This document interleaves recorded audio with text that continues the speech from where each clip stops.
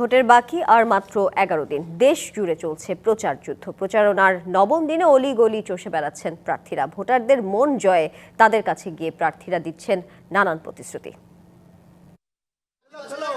ছুটির দিন সকাল থেকেই মাঠে নামেন প্রার্থীরা। নেতাকর্মীদের নিরবিচ্ছিন্ন প্রচারণা, মিছিল আর গণসংযোগে নির্বাচনী উত্তাপ বাড়ছে খুলনায়।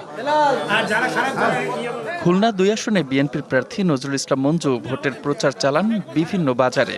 এই শহরের মানুষরা চায় শান্তি এবং সমৃদ্ধি। আমরা জনগণকে সে কথাই বলছি, বিএনপির পাশে থাকুন। বিএনপি আপনাদের জন্য শান্তি, উন্নয়ন এবং স্বস্তি রাজনীতি দিয়ে আপনাদেরকে সামনে এগিয়ে নিয়ে যাবে।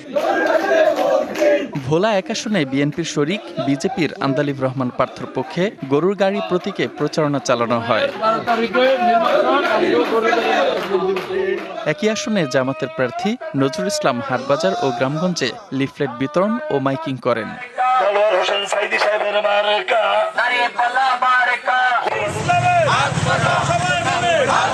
চাঁদপুর 2 আসনে ইসলামী আন্দোলনের মানসুর আহমদ সাকি মতলব পৌরসভা এলাকায় গণসংযোগ শুরু করেন। মানুষ পরিবর্তনের স্বপ্ন দেখছে, সেই পরিবর্তনের জায়গা থেকে মানুষ মনে করে যে ইসলামপন্থী রাষ্ট্র ক্ষমতা আসতে পারে এবং এই মতলবে বিজয় হতে পারে। নির্বাচনী প্রচারণায় দিনরাত ছুটছেন নাটোর 2 আসনের বিএনপির প্রার্থী রুহুল কুদ্দুস তালুকদার দুলু। তুলে ধরছেন বিভিন্ন প্রতিশ্রুতি। বিদেশ থেকে দেশে রেমিটেন্সের টাকা আসে নিরাপদে, তাই আজই আপনার আপনজনকে বলে রাখুন রেমিটেন্সের টাকা যেন শুধু নগদেই পাঠায়।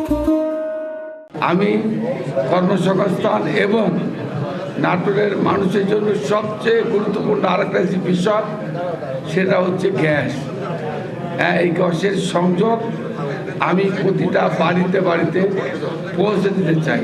এছাড়া সিরাজগঞ্জ 5 আসনে ইসলামী আন্দোলনের নূরনবী উঠান বৈঠক, হাটবাজার ও বাড়ি বাড়ি গিয়ে ভোট প্রার্থনা করছেন সরব অন্যান্য প্রার্থীরাও।